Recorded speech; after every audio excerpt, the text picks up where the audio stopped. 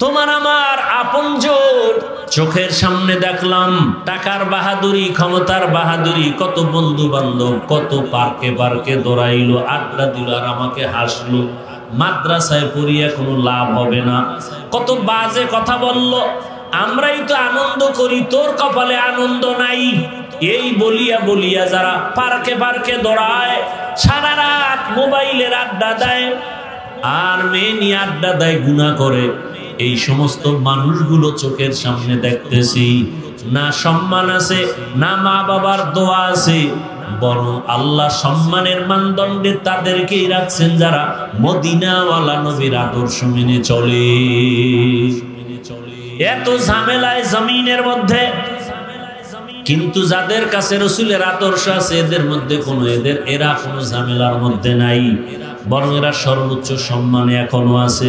মহামারী করোনায় তাকায় দেখো নাই, আল্লাহ চোখে আঙ্গুল দিয়ে দেখায় দিলেন, ও টাকাওয়ালারা, গোটা দুনিয়া স্তব্ধ হয়ে গেল, স্কুল বন্ধ, কলেজ বন্ধ, চাকরি বন্ধ, ব্যবসা বন্ধ। বাবারে করোনায় ধরে ফেলছে। শিক্ষিত দুইটা কুলাঙ্গার সন্তান মাস্ক লাগাইছে, ট্রিপল মাস্ক, বাবার কাছে যায় না, লাশের কাছেও যায় না, করোনা মরার ভয়। শেষ পর্যন্ত এলাকার গরিবদের বলে টাকা দিব, লাশটারে টাইনা রাস্তায় ফালায় দে, ঘরে রাখা যাবে না। বাবার লাশটা টেনে ফালায় দিছে। শিক্ষিত কুলাঙ্গারেরা জানালা দিয়েও তাকায় দেখলো না বাবার লাশের কি হালাত।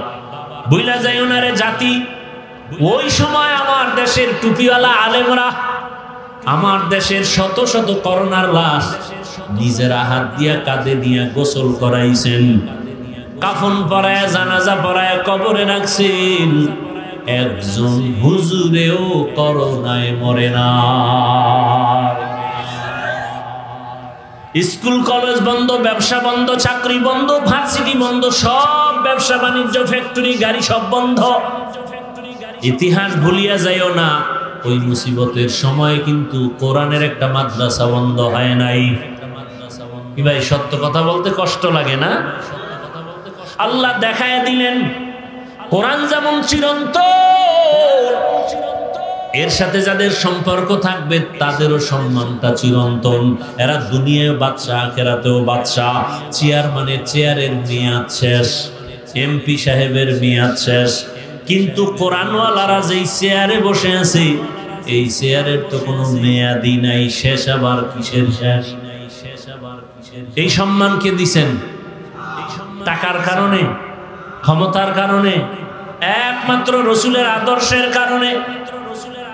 অতএব আমি বলবো যুবক বাবারা, ও পর্দার আড়ালের মা বোনেরা, ও বৃদ্ধ বাবাজি, ব্যবসায়ী, চাকরিজীবীরা, দুনিয়ার রং তামাশা মানুষ শখ লাগায় করে। মনের শখ ছিল একটু গান শুনবেন, নাচ দেখবেন, খুব মজা করছেন না?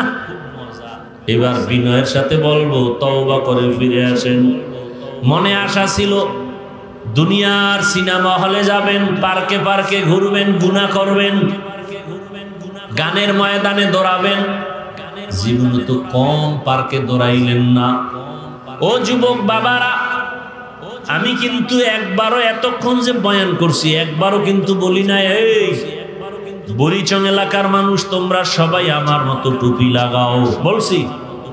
একবারও কিন্তু বলি নাই দাড়ি রাখো, একবারও কিন্তু বলি নাই মাদ্রাসায় যাও, কলেজ বন্ধ করো, একবারও বলি না আমার মতো জামা লাগায় হুজুর হও, তাবলিগে যাও, পীরের কাছে যাও, একবারও বলি নাই।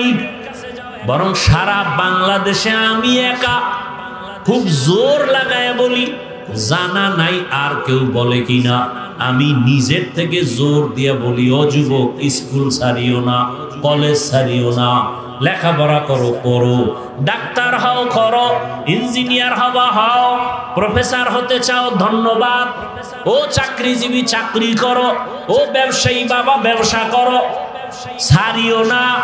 তাহলে আমি বয়ান করব কি? আমার বয়ান সব কথার একটা, তুমি চাকরির জায়গায় থাইকা জান্নাতের টিকিট রেডি করো, ব্যবসার জায়গায় থাইকা জান্নাতের টিকিট রেডি করো, স্কুল কলেজ ভার্সিটিতে থাইকা জান্নাতের পথটাকে ওপেন করো। করার মতো পথ আছে না নাই আপনারা বলেন? না আমি বানায় বলতেছি? কি ব্যবসার লাইনে থাইকে কি জান্নাতে পাওয়ার রাস্তা নাই? রহমতের নবী ১৫০০ বছর আগে বলে গেছেন, আত-তাজিরু সুদুকুল আমিন মান নাবিয়্যিন। নবী বলেন যারা সততার সাথে ব্যবসা করবে আমি রাসূলের সাথে জান্নাতে থাকবে। তাহলে ব্যবসার লাইনে থাইকে কি জান্নাত পাওয়ার সুযোগ নাই? ও আমার যুবক বাবারা, তোমার মতো যুবক জীবনে মাদ্রাসায় পড়ে নাই, আলিফ বা তাও শিখে নাই, এমন যুবক স্কুলে পড়ে, কলেজে পড়ে, ব্যবসা করে, চাকরি করে, 5 ওয়াক্ত নামাজ পড়ে নাই। ভাই সত্য কথা স্বীকার করেন, তাহলে আমি কেন বলবো কলেজে পড়লে জাহান্নামে যাবে? আমি কেন বলবো স্কুলে পড়া হারাম? না, স্কুলে পড়ুয়া কত শিক্ষক শিক্ষিকা 5 ওয়াক্ত নামাজ পড়ে। আপনার কাছে আমার প্রশ্ন, আপনি কেন পারেন না? জবাব দেন। আপনার মতো যুবকেরা রাস্তায় গাড়ি চালায়, নামাজ পড়ে নাই, আপনি পারেন না কেন? জবাব দেন। আমার দ্বারা না দিলেও মাওলার কাছে তো দিতে হবে। ও আমার কলিজার যুবক, ডাক্তার, প্রফেসর, ইঞ্জিনিয়ার 5 ওয়াক্ত নামাজ পড়ে এমন নাই, ব্যবসা করে নামাজ ছাড়ে না, তুমি কেন পারবা না রে বাবা? ও পর্দার আড়ালের মা বোনেরা, আপনাদের দাম কত? বর্তমানে বেঈমান মুনাফিক এরা চিৎকার দিয়া বলে ইসলাম নারীর অধিকার দেয় নাই, অধিকারের জন্য আম্মা জানেরা রাস্তায় নামছে, মিছিল করে। আল্লাহর কসম একবার, আল্লাহর কসম 2 বার, আল্লাহর কসম 3 বার, ইসলাম ছাড়া নারীদের অধিকার সম্মান আর কেউ দেয় নাই। সব ধর্মে নারীদের উপরে করছে জুলুম, ইসলাম একমাত্র নারীর সম্মান ঠিক রেখেছে। বুঝে না? বুঝার মতো মেধা নাই, মেমোরি আছে জিবি নাই, মেমোরি আছে জিবি, যাও আছে তা হ্যাং হয়ে গেছে। আল্লাহ হেদায়েত দান করুন। পর্দার আড়ালের আম্মা জান, আপনারা কি জানেন রহমতের নবী মক্কা নগরীতে কেমন টাইমে আসছেন? যেই সময় মক্কার মানুষ নারীদের অবহেলা করে, যেই সময় কন্যা সন্তান হলে মা বাবা লজ্জা পায়, বাবায় রাগ করিয়া লজ্জায় সন্তানরে জ্যান্ত মেরে ফেলে, এমন সময় রাসূল আয়েশা কন্যা হত্যা বন্ধ করালেন, নারীদের সম্মান অক্ষুণ্ণ করলেন, বিধবাদের সম্মান নবী নিজেই রক্ষা করতে গিয়া 25 বছরের যুবক, রহমতের নবী তো নবী, যার কোনো তুলনা নাই, সেই নবীর যদি 25 বছরের যৌবনটা আরো কত পাওয়ার। এরপরও আল্লাহ তারে তো স্পেশাল করে বানাইলেন। সেই সময় নবী বড়া যৌবনে বিবাহ করলেন 40 বছরের বিধবা নারী। কাকে? খাদিজাতুল কুবরা রাদিয়াল্লাহু আনহা। তাও 2 জন স্বামী বিদায়ের পরে 3য় স্বামী নবী। ওদিকে 5টা সন্তান অলরেডি হয়ে গেছে আম্মাজান খাদিজা। কত বড় নিকৃষ্ট জালেম! বলে রাসূল যৌবনের চাহিদা মিটাইতে না পাইরা নবী একাধিক বিয়ে করছে। নাউযুবিল্লাহি মিন যালিক। নবীজি একাধিক বিয়ে করছেন। সেই প্রেক্ষাপট সম্পূর্ণ দ্বীন ও ইসলামের স্বার্থে, আর কোনো ব্যক্তি স্বার্থ না। কেউ যদি প্রমাণ দিতে পারে যে না দুনিয়ার স্বার্থে, বয়ানের জগৎ থেকে কানে ধরে বিদায় হয়ে যাব। রাসূল শুধু দ্বীনের স্বার্থে বিবাহ করেছেন একাধিক, তাও খাদিজা রাদিয়াল্লাহু আনহা 40 বছরের বিধবা নারী, যতদিন হায়াতে জিন্দা ছিলেন নবী দ্বিতীয় বিবাহ করেন নাই। করছেন? ভাইরা আমার, বড় কঠিন হালাত। এরে আম্মা জান, আপনারা যদিও নবী না, তবে আপনাদের মর্যাদা, আপনারা নবীদের মা, সাহাবায়ে কেরামদের মায়ের মতোই তো আপনাদের সম্মান। আপনারা খাদিজা রাদিয়াল্লাহু আনহার মতো নারী, ফাতেমা রাদিয়াল্লাহু আনহার মতো দামি নারী। আম্মা জান আয়েশা রাদিয়াল্লাহু আনহার মতো দামি নারী, জমিনে নিকৃষ্ট এক বেঈমান ফেরাউন। জানেননি তার স্ত্রীর নাম কি? কথা বলেন না কেন? আসিয়া কত বড় দামি, যত বড় বেঈমান ফেরাউন কত বড় দামি আল্লাহর কাছে আসিয়া। দেখছেননি কারবার? দুনিয়ার নিকৃষ্ট বেঈমান ফেরাউন, আর তার ঘরে আছে পৃথিবীর শ্রেষ্ঠ নারী আসিয়া। কেমন দামি! রহমতের নবী বলেন, কিয়ামতের দিন আসিয়ার সাথে আমি মুহাম্মদের সাথে বিবাহ হবে। এরে আম্মা জানেরা, এত বড় বেঈমানের ঘরে থাকি আসিয়া আমার আল্লাহকে ভুলেন নাই। আর আপনার স্বামী তো ফেরাউনের মতো খারাপ না। আপনি যদি নামাজ পড়েন আপনার স্বামী তো বাধা দেয় না।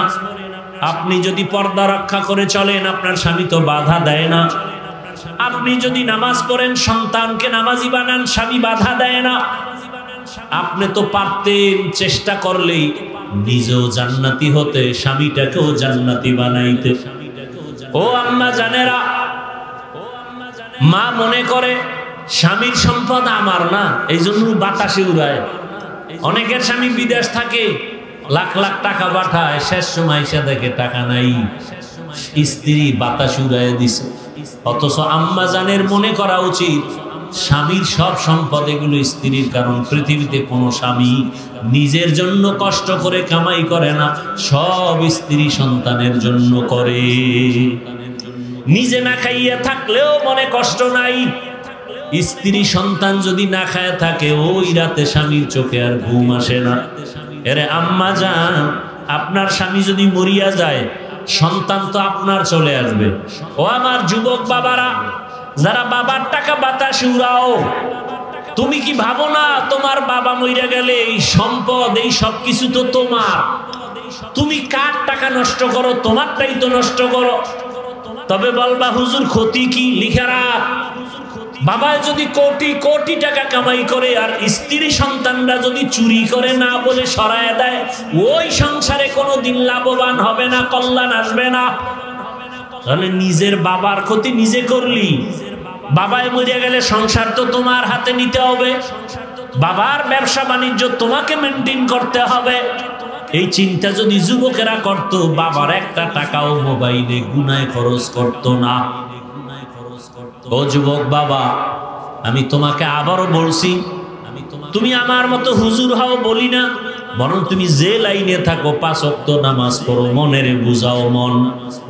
জীবনে কত নামাজ ছাড়লাম, মনে চাইছে গান শুনবো শুনছি, মনে চাইছে সারা রাত মোবাইল চালাবো চালাইছি, মা বাবায় বাধা দিছে শুনি নাই, মনে চাইছে পার্কে যাব দৌড়ায় গেছি, মনে চাইছে কক্সেস বাজারে যাব দৌড়ায় গেলাম। গুনাহ করতে করতে করতে করতে এখন আমার গুনাহ ছাড়া কিছুই দেখি না। এখন কয়দিন আর চলবো? আমার পাশের কত যুবক দেখি নামাজ পড়ে, আমার লাইনের কত বন্ধু যুবক দেখি এরা ব্যবসা করে নামাজ পড়ে, চাকরি করে নামাজ ছাড়ে না, গাড়ি চালায় নামাজ ছাড়ে না। আমি কেন পারবো না? আল্লাহ যদি হেদায়াত রাখেন তওবা করো। ও আল্লাহর কাছে মনে মনে বলো, হে মালিক, জীবনে বহু নামাজ ছাড়লাম, বহু বেপরদায় চললাম। ও আল্লাহ, কেউ জানে না, তুমি জানো কত গুনাহ করেছি। দরওয়াজা জানালা বন্ধ করে গুনাহ করেছি, মোবাইলের দিয়ে তাকায় তাকায় চোখের গুনাহ করেছি, জবানের গুনাহ করেছি, কানের গুনাহ করেছি, হাতের গুনাহ করেছি। দুনিয়াতে টাকার বাহাদুরেরাও এক এক এতিম হইয়া চলে গেল, টাকা তার কবরে গেল না, টাকা তাকে বাঁচাইতে পারলো না। যমুনা গ্রুপের মালিক করোনায় মরে গেছে, বাঁচাইতে পারে নাই। আজকে তার টাকা পয়সা সব আছে, কিন্তু বিদায় বেলা 3টা সাদা কাফনের প্যাকেট হয়ে চলে গেল। আমার মাওলার কোরআন সত্য, কোনো সন্দেহ নাই। ওই কোরআনে যা আছে তাও সত্য। গুনাহগারের জন্য জাহান্নাম, নেক আমলওয়ালাদের জন্য জান্নাত। আল্লাহ ওয়াদা করেছেন, গুনাহ থেকে এখনো সময় আছে, তওবা করো। ও যুবক বাবারা, পর্দার আড়ালের মা বোনেরা, আপনার মতো কত মা এই এলাকায় এখনো তালাশ করলে পাবেন। বেপরদায় চলে না, নামাজ ছাড়ে না, স্বামীর মাল নষ্ট করে না, স্বামীর মাল হেফাজত করে, নামাজ পড়ে, পর্দা করে, সন্তানগুলোকে আদর্শ ডাক্তার বানাবার ফিকির করে, মেহনত করে। আম্মা জান, আপনারা কেন পারবেন না? একটা ভালো সন্তানের মা হইয়া কবরে যাবেন, সন্তানটাকে আদর্শ ডাক্তার বানান, সন্তানটাকে আদর্শ ইঞ্জিনিয়ার বানান। আদর্শ বলতে রহমতের নবীর আদর্শ, কারণ নবীর আদর্শ পাক, নবীর আদর্শ ছাড়া ভিন্ন সমস্ত আদর্শ না পাক। ওই নবীর আদর্শওয়ালা ইঞ্জিনিয়ার যদি বানাইতে পারেন, ওই ইঞ্জিনিয়ার দুনিয়ার কাজ করবে, কোরআন পড়বে, নামাজ পড়বে, মা বাবার জন্য দোয়া করবে। এখনো সময় আছে, তওবা করেন, আল্লাহর কাছে মনে মনে বলেন, হে আল্লাহ, আর নামাজ ছাড়বো না, আর দাড়ি কাটবো না, বেপরদায় চলবো না, মা বাবাকে কষ্ট দিব না। ওলামায়ে কেরামের পরামর্শ, দোয়া নিয়া কামা ফাদ্দালা মাকানান আলা মাকান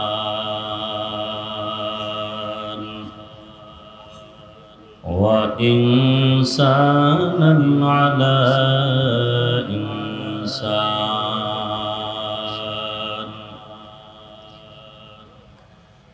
ونشهد أن لا إله إلا الله وحده لا شريك له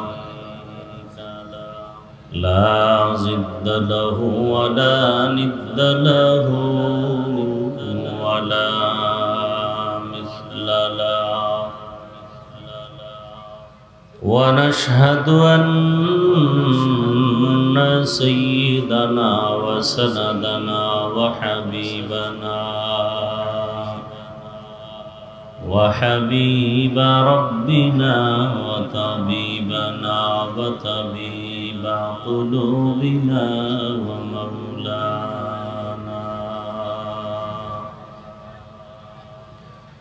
ومولانا محمدا عبده ورسوله أرسله بالحق بشيرا ونذيرا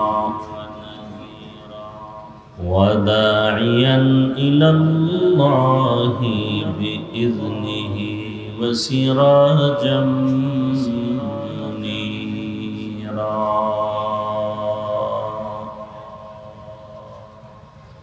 اللهم صل على محمد النبي الأمي وعلى آله وسلم تسليما. وبعد فأعوذ بالله من الشيطان الرجيم. بسم الله الرحمن الرحيم.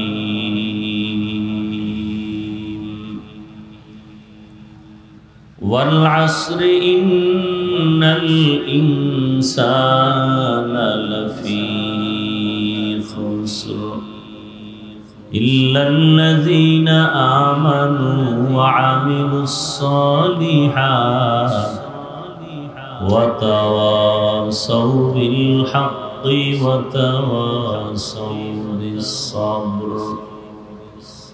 وقال رسول الله صلى الله عليه وآله وسلم: كل أمتي يدخلون الجنة إلا من أبى. قيل من أبى؟ قال من أطاعني دخل الجنة ومن عصاني فقد أبى.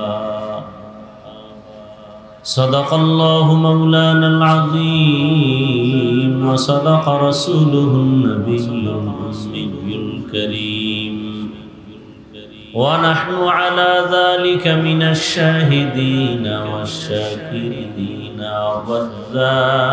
والذاكرين والحمد لله رب العالمين.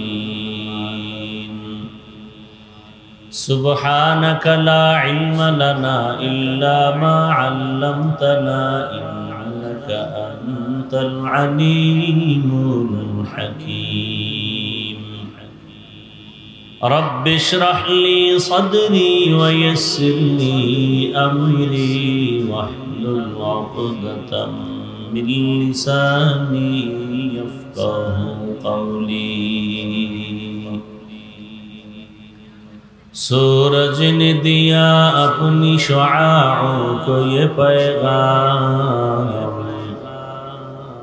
सूरज ने दिया अपनी शुआओं को ये पैगाम दुनिया है अजब चीज को भी सुबह को भी शाम दुनिया है अजब चीज को भी सुबह को भी शाम दुनिया में हो दुनिया का तलबगार नहीं हो दुनिया में हो दुनिया का तलबगार नहीं हो बाजार से गुजर हो खरीदार नहीं हो बाजार से गुजर हो खरीदार नहीं हो मकबूल है शाद है काबिल तो बहुत है मकबूल है शाद है काबिल तो बहुत है आईना के मानिंदे तू नहीं दिल तो बहुत है आईना के मानिंदे तू नहीं दिल तो बहुत है ला इलाहा इल्लल्लाह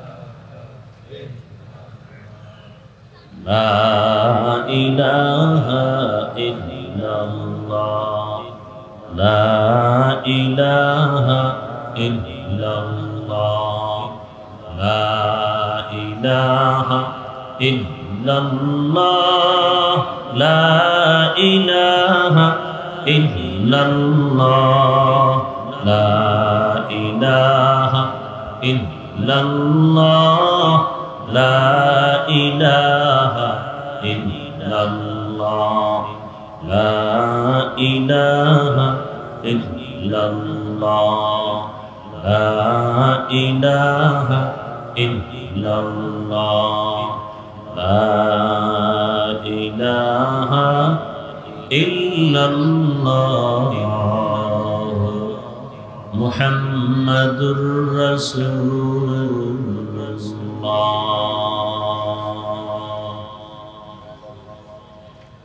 রাক্ষণপাড়া দারুল কোরআন মাদ্রাসা হাফেজ ছাত্রদের দস্তরবন্দি উপলক্ষে আয়োজিত পঞ্চম বার্ষিক ইসলামী মহাসম্মেলন 1 সেপ্টেম্বর 2025 সভাপতি জনাব হাজী মুজাম্মেল হক ভূঁইয়া দুলাল সাহেব প্রধান অতিথি হাজী জসিমউদ্দিন জসিম সাহেব প্রধান মেহমান সরকার জহিরুল হক মিঠুন সহ অন্যান্য অতিথিবৃন্দ হযরত উলামায়ে কেরাম অত্র অঞ্চলের বিভিন্ন স্থান থেকে আগত আল্লাহ পাকের আশিকিন জাকিরিন শাকিরিন মুহিব্বিন মুরব্বিয়ান আযম কলিজার টুকরা আমার সমবয়সী যুবক বন্ধুগণ স্নেহের ছোট ভাই পর্দার আড়ালে মাইকের আওয়াজ শ্রবণরত সম্মানিত মা ও বোনেরা রব্বে করিমের দরবারে শুকর আদায় করি যে মহান রব্বুল আলামিন আমাদেরকে সুস্থ রেখেছেন আলহামদুলিল্লাহ হাজারো লাখো মানুষের ভেতর থেকে বাছাই করে পৃথিবীর শ্রেষ্ঠ এ মজলিস উলামায়ে আহলে হকের মজলিস গুনাহ মাফের মজলিস তওবা কবুলের মজলিস বরকতিয়ে মজলিসে আল্লাহ আমাদেরকে আসা বসার তৌফিক দান করেছেন আর একবার শুকর আদায় করি আলহামদুলিল্লাহ দরুদ ও সালাম সৈয়দুল মুরসালিন রাহমাতুল লিল আলামিন শফিউল মুজনিবিন খাতামুন নবিয়্যিন সৈয়দুস সাকালাইন ইমামুল মুরসালিন শফিয়ে আযম রাসূল আকরাম রহমতে আলম নবিয়ুল আরব আল আযম হাবিবে কিবরিয়া আশরাফুল আম্বিয়া সৈয়দুল আম্বিয়া হযরত মুহাম্মদুর রাসূলুল্লাহ সবাই মোহাব্বতে আবার পড়েন সাল্লাল্লাহু। নবীজির উপরে দরুদ যত বেশি পড়বেন তত ক্ষতি না লাভ। পৃথিবীতে আমলের জগতে যত আমল আছে নফল, ইস্তেগফার আর দরুদের থেকে পাওয়ারফুল কোন আমল আমার নজরে নাই। এই জন্য বেশি বেশি দরুদ এবং ইস্তেগফারের আমল করা সব সমাধান। ইস্তেগফারের আমলের মধ্যে দরুদের আমলের মধ্যে আমরা দরুদ পড়ি ঠিক, আজমতের সাথে পড়ি না, মোহাব্বতের সাথে পড়ি না, ধ্যানের সাথে পড়ি না। এজন্য ফলাফলও পাই না। যদি কেউ মোহাব্বতে একবার পড়ে সাল্লাল্লাহু আলাইহি ওয়াসাল্লাম, শুধু একবার, সাথে সাথে 3টা পুরস্কার আল্লাহ তাকে দান করেন। প্রথম পুরস্কার 10টা গুনাহ মাফ করে দেন।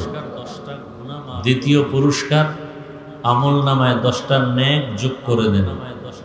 তৃতীয় পুরস্কার আল্লাহর কাছে তার মর্যাদা 10 গুণ বেড়ে যায়। কয়বার পড়লে?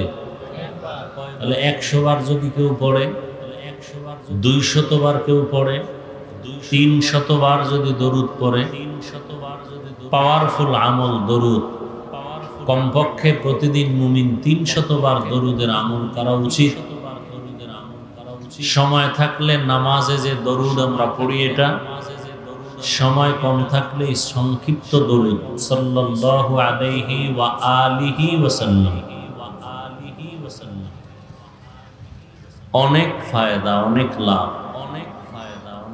আখিরাতের লাইনেও লাভ, দুনিয়ার লাইনেও লাভ। ফলাফল পাই না কেন? বিশ্বাসের পার্সেন্ট আমাদের খুব দুর্বল। এই জন্য কেউ যদি আমরা বিশ্বাস করি মনে প্রাণে, না আমি শতভাগ ফলাফল পাবো, এই নিয়তে ধ্যানের সাথে যদি কেউ অজু সহকারে 300 বার দরুদ পড়ে রাতের বেলা ঘুমায়, ঘুমের মধ্যে রসুলের সাথে মোলাকাত হয়ে যায়। আল্লাহ আমাদের বেশি বেশি বেশি দরুদের আমল করার তৌফিক দান করে। যাদের মেহনতে পরিশ্রমে আজকের এই সুন্দর আয়োজন, আল্লাহ সবাইকে উত্তম প্রতিদানের ব্যবস্থা করুন। দীর্ঘ সময় উলামায়ে হযরত কোরআন সুন্নাহ ভিত্তিক দিক নির্দেশনামূলক আলোচনা রেখেছেন। আপনারাও সবরের সাথে আলোচনা শুনছেন। উলামায়ে কেরামের কথাগুলো সবাইকে সহি তরিকায় আমল করার তৌফিক দান করেন। উলামায়ে কেরামের ইজ্জতকে আল্লাহ বেশি বেশি বাড়ায় দেন। যারা উলামায়ে কেরামের ইজ্জত কমানোর অপচেষ্টা করে, আল্লাহ তাদের হেদায়েত দান করেন। আমি আপনাদের দোয়া নিতে আসছি, পাশাপাশি সংক্ষিপ্ত 2-4টি কথা বলার নিয়তে। কোরআনে হাকিমের শেষের দিকে একটি ছোট সূরা সূরাতুল আসর তেলাওয়াত করেছি। নবীজির অসংখ্য হাদিস শরীফের মধ্য থেকে একটি হাদিস পেশ করেছি। ইখলাস ও রুহানিয়াতের সমন্বয়, সহি নিয়তে, সহি তরিকায়, সহি কিছু কথা আয়াত ও হাদিসের আলোকে আমাকে বলার মতো, আপনাদেরকে শুনবার মতো রব্বুল আলামিন তৌফিক দান করেন। আল্লাহ তৌফিক না দিলে বান্দা চেষ্টা করলেও হবে না। আর আল্লাহ যদি তৌফিক দেন, তাহলে বান্দা না চাইলেও হবে। প্রচন্ড গরম, প্রোগ্রামে বসা আসা বড় কষ্ট। হঠাৎ গরম কমানোর মেডিসিন চলে আসে। অনেকে আসার নিয়ত করেও আসতে পারে নাই। যদি নিয়ত ভালোই থাকে, না আসলেও আল্লাহ তাদেরকে সওয়াব দান করবেন। আর এক আল্লাহর বান্দারা আসছেন ঠিক, কিন্তু বেহেশতের প্যান্ডেলে বসতে পারে নাই। দুনিয়া বড় পরীক্ষার হল। দেখেন, পৃথিবীতে শ্রেষ্ঠ ঘর বাইতুল্লাহ। এই বাইতুল্লাহ এমন একটা ঘর যে ঘরের দিকে তাকাইলেই সওয়াব, গুনাহ মাফ। পৃথিবীতে আর দ্বিতীয় কোনো ঘর নেই। ইন্না আউওয়ালা বাইতিন মুযিআ লিন-নাস লাল্লাযী বিবাক্কাতা মুবারাকাও ওয়া হুদা মুবারাকাও ওয়া হুদাল লিল আলামিন।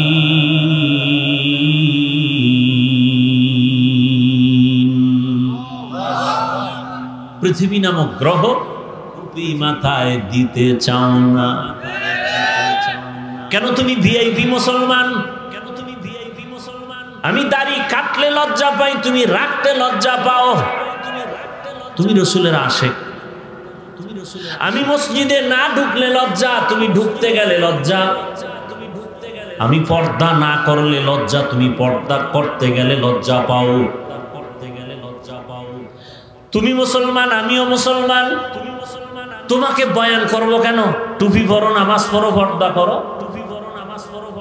বরং বয়ান করবো কেন? বয়ান তো হিন্দুদের করবো, ইহুদিদের করবো। ওরা আল্লাহ চিনে না, নবী চিনে না, কোরআন বুঝে না, হাদিস বুঝে না। ওদের বয়ান করার সময় নাই। মুসলমানের পেছনে ঘুরতে ঘুরতে জীবন শেষ। বাড়ি ঘরের চিন্তা নাই, শরীরের চিন্তা নাই, খাওয়া দাওয়ার চিন্তা নাই, উম্মতের পেছনে। আমি একা না, 12 মাস হাজারো লাখ আলেম দৌড়াচ্ছে উম্মতের পিছনে। তাবলীগওয়ালাদের মেহনত, পীর মাশায়েখের মেহনত, জুমার খতিব ইমামদের মেহনত, উলামায়ে কেরামের মেহনত। উম্মতের নিয়ে এত ফিকির করে আলেমরা, খোদার কসম উম্মতের কল্যাণের ফিকির আর কেউ করে না। আর সব করে চান্দাবাজি আর ধান্দাবাজির জন্য। ওলামায়ে কেরাম নিঃস্বার্থভাবে উম্মতের নিয়ে কল্যাণের যেই চিন্তা করে, এই চিন্তা কেউ করে না। সব স্বার্থপর। সব কি? এখানে অনেক শিক্ষিত মানুষ, বুঝা শুনা জবাব দিয়েন। ইসলামে রাজনীতি নাই, এজন্য রাজনীতির ওয়াজ করা যাবে না। কি ভাই? সব দিক থেকে ইসলাম কমপ্লিট, রাষ্ট্রনীতির বেলা ইসলাম আনকমপ্লিট। সব সমাধান ইসলাম বা কোরআনে আছে, রাষ্ট্রের ব্যাপারে সমাধান ইসলাম কোরআনে নাই। এদিক থেকে কোরআন শরীফ দুর্বল। কি ও চালাক বাঙালি, বলো কোরআন দুর্বল তো কেন বলো রাষ্ট্রের কথা নাই?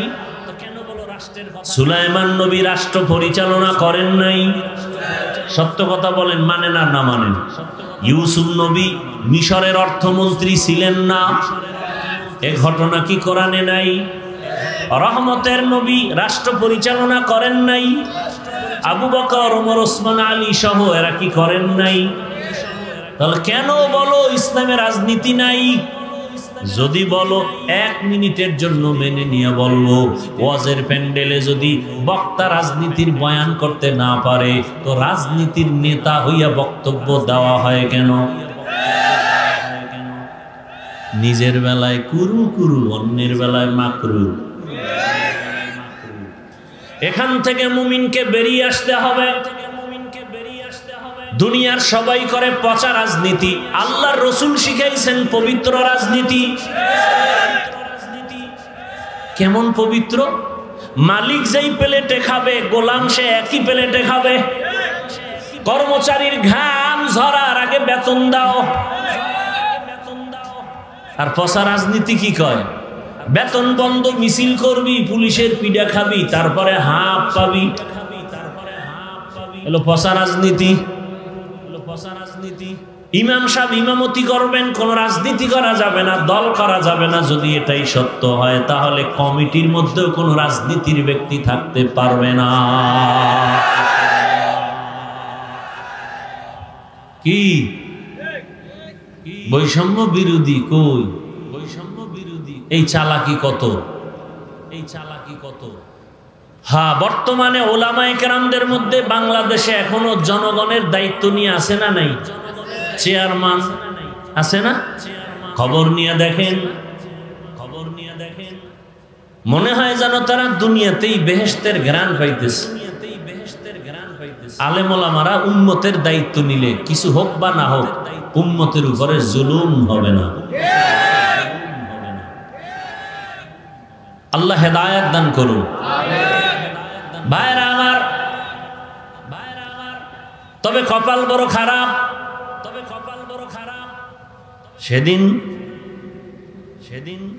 ওই উমরা সফরে রিয়াদের বাংলাদেশি প্রবাসীদের বলে আসলাম, বাবারা বাংলাদেশে এমন এক সুযোগ আইছে যা জীবনে আয়নায় আর আসবে কিনা জানা নেই। আমি বললাম যতটা খুশি এর থেকে আরো কঠিন হালাত। আগে যত দোয়া করছেন এর থেকে বেশি করেন, আরো বেশি দোয়া করেন, কারণ মানুষ খুশিতে অন্যায় বেশি করে, বেপরোয়া হয়ে যায়, কথার ব্যালেন্স থাকে না, চলাফেরার ব্যালেন্স থাকে না। আপনাদের বেশি দোয়া করা উচিত উলামায়ে কেরাম এক হওয়ার জন্য, বেশি দোয়া করা উচিত। এক হয় না কেন? আপনাদের কারণে। আপনারা দোষ দেন না আমগো, আসল ভেজাল আপনাদের মধ্যে। ফেসবুকে আলেমদের বিরুদ্ধে লেখালেখি যেদিন বন্ধ হবে সেদিন উলামায়ে কেরাম এক ময়দানে আসবে। উলামায়ে কেরামের বিরুদ্ধে পরস্পরে লেখালেখি ফেসবুকে যতদিন বন্ধ হবে না ততদিন এই জাতির কপাল খুলবে না। আরে আপনি বিসমিল্লাহ পারেন না, আউযুবিল্লাহ পারেন না, আলেমের বিরুদ্ধে আপনি কলম ধরেন, এত বড় দুঃসাহস আর বেয়াদবি করার সাহস আপনাকে কে দিয়েছে? আমি তো সারা বাংলাদেশে বলি, বুক ফুলাইয়া বলি, যারা আলেমের বিরুদ্ধে লেখে ওরা মা বাবার অভিশপ্ত সন্তান, ওরা মা বাবার সুসন্তান নয়। আল্লাহ হেদায়েত দান করুন।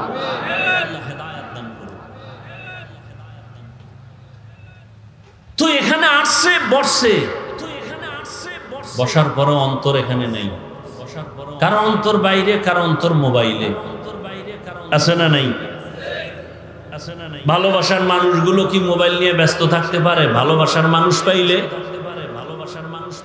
তাহলে বোঝা গেল ভালোবাসার মাঝখানে কালো দাগ আছে। এরপরও কোন যুক্তিবাদী বলবে ভাই মোহাব্বতে না রেকর্ড করি, তোমার কাম তো মিডিয়াওয়ালারা করে, তুমি তো আকাম করতেছো। দুনিয়ার সব আলেম একমত, অকারণে অনর্থক ছবি উঠানো কবিরা গুনাহ হারাম। পৃথিবীর কোন আলেম এই কথার বিপরীত কোন শব্দ উচ্চারণ করার সাহস নাই। অকারণে এমনি ছবি উঠানো কবিরা গুনাহ হারাম। এরপরও মিডিয়াওয়ালারা রেকর্ড করতেছে, এখান থেকে ডাউনলোড করে নিয়ে নিলেই তো হবে সকালবেলা। নিজে মোবাইলের দিকে নজর দিয়া না বয়ানের সাথে তার সম্পর্ক আছে। এরপরে বয়ানের পরে যদি মোবাইলটা হারায় যায় তা আমও গেল সালাও গেল। অথচ যদি অধীর আগ্রহে বসে মহব্বত নিয়ে দুইটা কথা শুনে, হতে পারে দিল নরম হয়ে যাবে, হেদায়েতের দরজা খুলে যাবে। আল্লাহ সবাইকে কবুল করেন। তা আপনাদের কষ্ট হয় কিছুক্ষণ, আপনারা বসলে আমি আলোচনা চালাবো, কারণ আল্লাহ চাইলে হবে, আল্লাহ না চাইলে হবে না। আর আল্লাহ চাইবেন কার বেলায়? যে চেষ্টা করবে। ওয়াল্লাযীনা জাহাদু ফীনা লানাহদিয়ান্নাহুম সুবুলানা ওয়া ইন্নাল্লাহা লামাআল মুহসিনিন।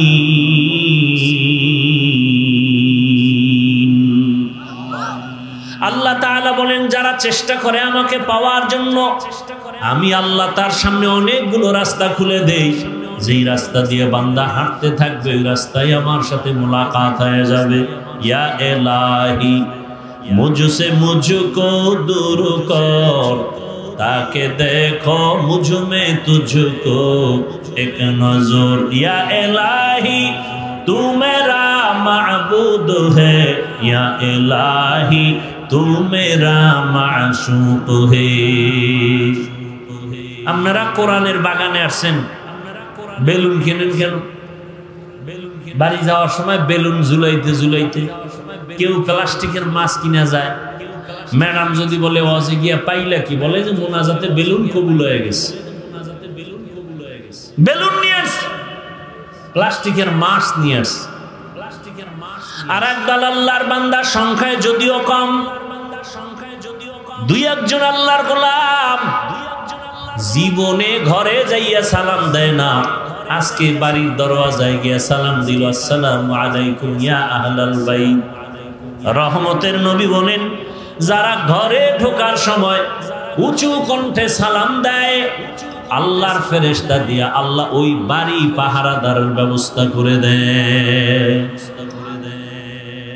তুকু যাও সুন্নতে আহমদ কো যা বা মুহাম্মদ কে বুয়দ নিসবত তোরা মান আহাব্বা সুন্নতি কৌলে রসুল মজদায়ে কানা মাই হাম কুন কবুল।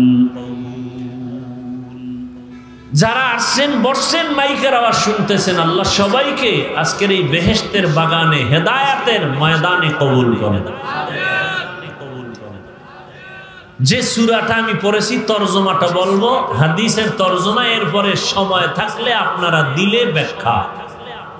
ওয়াল আসর, আসরের শপথ, ইন্নাল ইনসানা লাফি খুসর, নিশ্চয়ই পৃথিবীর সমস্ত মানুষগুলো ক্ষতিগ্রস্ত, জাহান্নামী, ইল্লাল্লাযীনা আমানু, কিন্তু যারা ঈমান আনয়ন করবেন, ওয়া আমিলুস সালিহাত, আমলে সালেহ করবেন, ওয়া তাওয়াসাউ বিল হক, ঈমান আমলের দাওয়াত অন্যকে দিবে, ওয়া তাওয়াসাউ বিস সবর, ঈমান আমলের বিরোধিতাকারীদের বাধা দিতে গিয়ে সবর ইখতিয়ার করবে।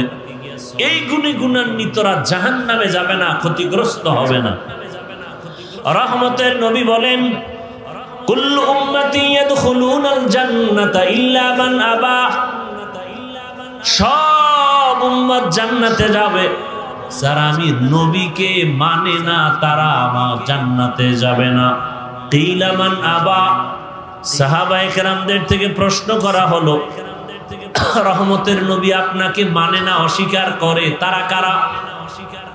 ক্বালা মান আতাআনি দাখালাল জান্নাহ ওয়া মান আসানি ফাকাদ আবা।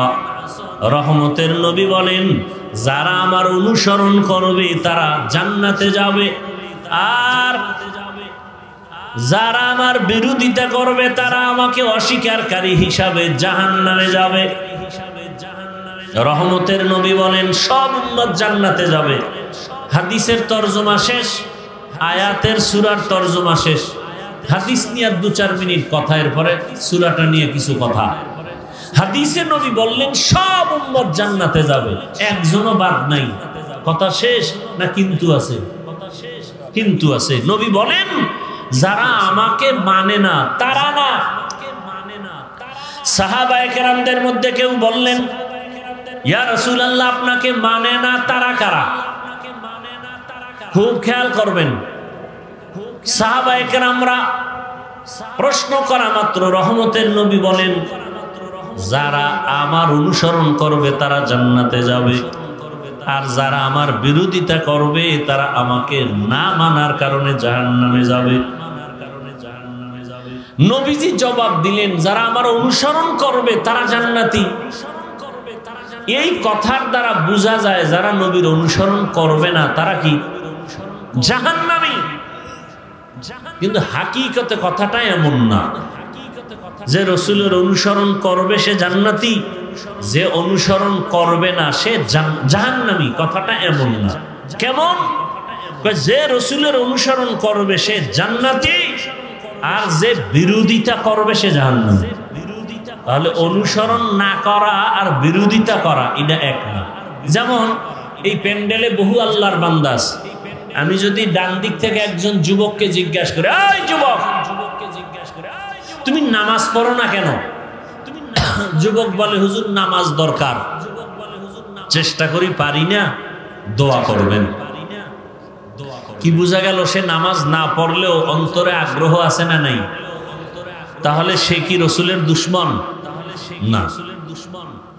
বাম দিক থেকে যদি একটা যুবকেরা জিজ্ঞাসা করি, বাবা নামাজ আদায় করো না কেন? নামাজ না পড়লে অসুবিধা কি? এরকম আল্লাহর আশেক নাই? বলে নামাজ না পড়লে অসুবিধা কি? কি বুঝলেন? তার কথা আগ্রহ আছে? আগ্রহ নাই, বরং অনীহা। অতএব নবীর অনুসরণ করে না এরা জাহান্নামে যাবে, কথাটা এমন না, বরং বিরোধিতা যারা করে তারা জাহান্নামে যাবে। একজনে নামাজ পড়ে না আর একজন নামাজ পছন্দ করে না, দুইজন কি এক? যে নামাজ পড়ে না সে মুমিন, যে নামাজ পছন্দ করে না সে বেঈমান। যে টুপি পরে না সে মুমিন, যে টুপি পছন্দ করে না নবীর আদর্শের বেঈমান। যে হালাল মতো চলে না সে মুমিন, কিন্তু যে হালালটাকে পছন্দ করে না সে বেঈমান। যে আল্লাহর কোরআনের রাজনীতি করে না মুমিন, কিন্তু ইসলামের রাজনীতি নাই যদি বলে বেঈমান। ব্যবধান আছে না নাই? এটা বুঝারও তো মাথা নাই, মেমোরি নষ্ট হয়ে আছে আমাদের। ইসলামী রাজনীতি না করা আর অপছন্দ করা এক না। আল্লাহ বুঝার তৌফিক দান করেন। যে সূরাটা আমি পড়লাম, আমার ধারণা মতে এখানে সবাই এই সূরাটা পারেন। সূরাটার নাম কি একবার বলবেন? ঘরের মা বোনেরাও এই সূরাটা শুনতে শুনতে মুখস্থ হয়ে গেছে। তরজমা বলে ফেলছি, সংক্ষেপ কিছু ব্যাখ্যা। আল্লাহ তাআলা সূরাটার শুরুতে কসম করেছেন, শপথ করেছেন, ওয়াল আসর, আসরের শপথ। আল্লাহ শপথ করলেন কেন? শুধু এখানে না, অনেক জায়গায়। ওয়াত্তিনি ওয়াজ-যাইতুন ওয়া তুরি সিনিন ওয়া হাযাল বালাদিল আমিন। তিনের কসম, জাইতুনের কসম, তুরে সিনের কসম, নিরাপদ শহর মক্কা নগরীর কসম। আল্লাহ বারবার কসম করেন, ওয়াশ-শামসি ওয়া দুহাহা ওয়াল কমারি ইযা তালাহা ওয়ান নাহারি ইযা জাল্লাহা ওয়াল লাইলি ইযা ইয়াগশাহা ওয়াস সামাই ওয়া মা বানাহা ওয়াদ দুহা ওয়াল লাইলি ইযা সাজা মা ওয়াদ্দাআকা রাব্বুকা ওয়া মা ক্বালা। আল্লাহ বারবার কসম কাটলেন কেন? আমরাও পরস্পরে কসম করি না কেন? এক ভাই আমার কথাটা অবিশ্বাস করলো, আমি শপথ করে বললাম কথাটা আসলেই এমন কসম। আমি যখন কসম খেয়ে বলছি তখন বলে আর সন্দেহ করলাম না, মেনে নিলাম। আমরা মানুষ কসম করি সন্দেহ দূর করার জন্য। আমার রব কোরআনে কসম করেছেন, আল্লাহর কোরআনে কি সন্দেহ আছে নাকি? আছে? লা রাইবা ফীহ।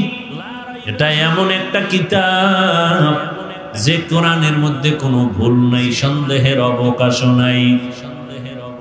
তাহলে আল্লাহ শপথ করলেন কেন? অনেক জবাব। এর সার সংক্ষেপ কথা হলো, আল্লাহর কথা সব সত্য, কোনো সন্দেহ নাই। তবে কসম করে কথাটার গুরুত্ব বাড়ায় দিলেন। সব কথা সত্য, কসমের কথাটা আরো গুরুত্বপূর্ণ। এবং যেই জিনিসের উপর আল্লাহ শপথ করেছেন ওই জিনিসটা বড় দামি, বুঝাবার জন্য। যেমন আসরের শপথ, আসর বড় দামি। তিনের শপথ, তিন বড় দামি। জৈতুনের শপথ, জৈতুন বড় দামি। আসমানের শপথ, আসমান বড় দামি। রাতের শপথ, রাত বড় দামি এক সম্পদ। দিনের শপথ, দিন বড় দামি সম্পদ। আল্লাহ বুঝাবার জন্য কসম করেছেন। আল আসর, আসরের শপথ, আসর বড় দামি। বলে কেমন দামি? কেমন দামি?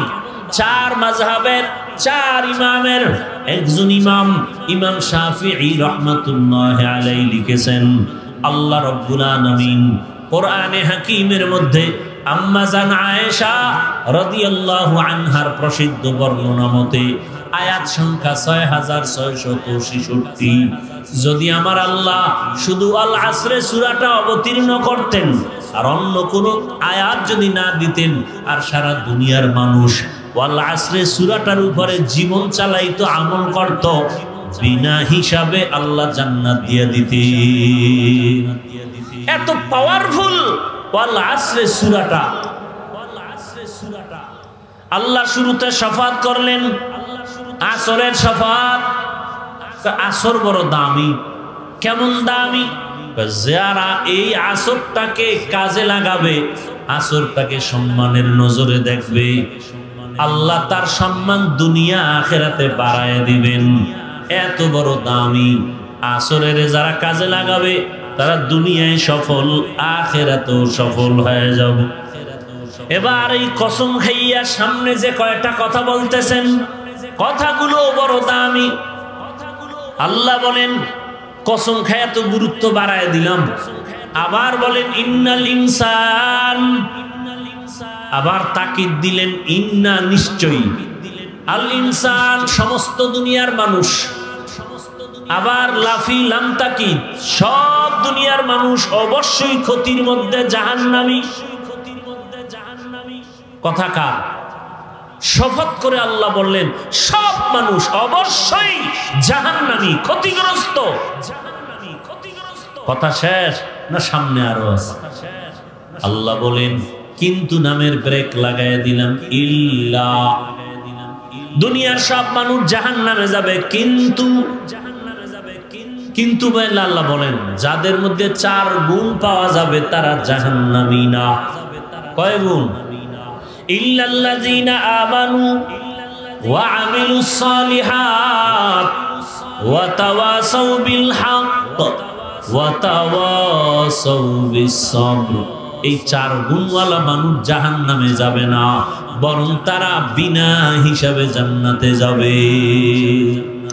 আতিনা ফি দারে দুনিয়া না হাসান, আতিনা ফি দারে উকবানা হাসান, ইয়া গিয়াসাল মুস্তাগীসিন হদিনা লফতিখারা বিল উলুমে ওয়াল গিনা।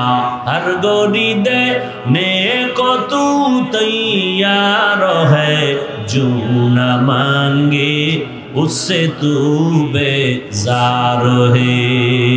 4 গুণওয়ালারা জাহান্নামী না।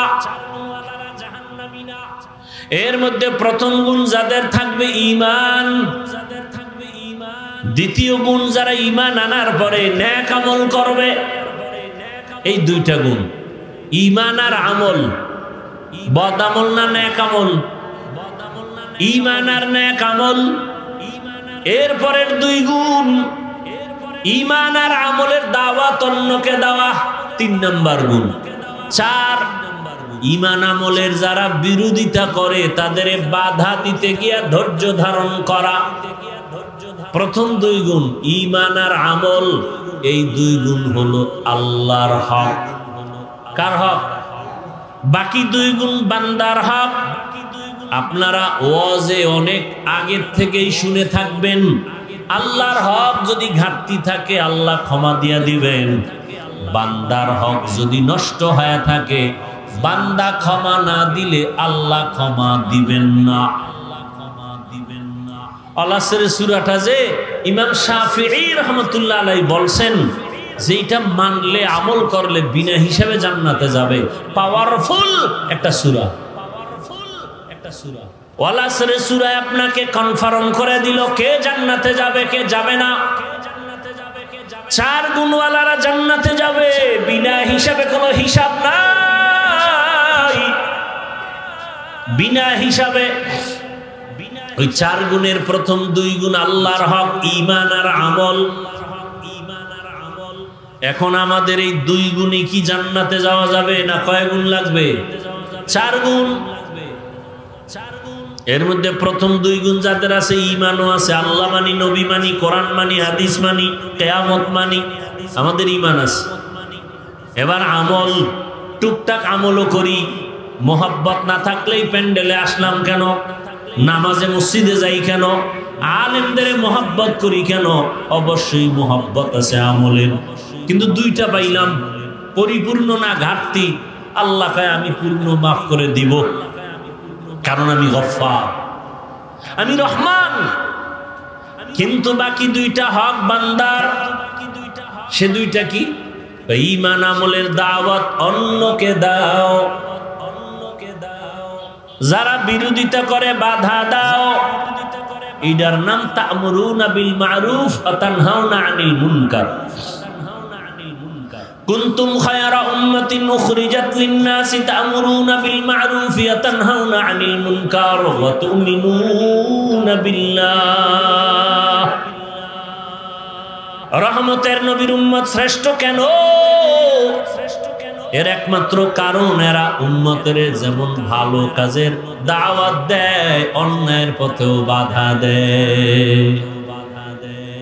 ভাইরা আমার, বান্দার দুইটা হক আছে বান্দার উপরে। ঈমান আমল আনছি যারা, নামাজ পড়ি, রোজা রাখি, পর্দা করি, মোটামুটি জিকির করি, তেলাওয়াত করি, আমার ঈমান আমল ঠিক থাকলেও কিন্তু জান্নাত এখনো রেডি না। কারণ আরো দুইটা দায়িত্ব আছে আপনার আমার উপরে। অন্যকে ঈমান আমলের দাওয়াত দিব, আমি অন্যকে দিব, আপনি অন্যকে দিবেন। অন্যকে, অন্য বলতে আল্লাহ রাকায়াতে তার জবাব দিবেন, ইয়া আইয়ুহাল্লাযীনা আমানু কু আনফুসাকুম ওয়া আহলিকুম নারা ওয়াকুদুহান নাসু ওয়াল হিজারা আলাইহা মালাইকাতুন গিলাযুন শিদাদুন লা ইয়াসুনাল্লাহা মা আমারাহুম ওয়া ইয়াফআলুনা মা ইউমারুন।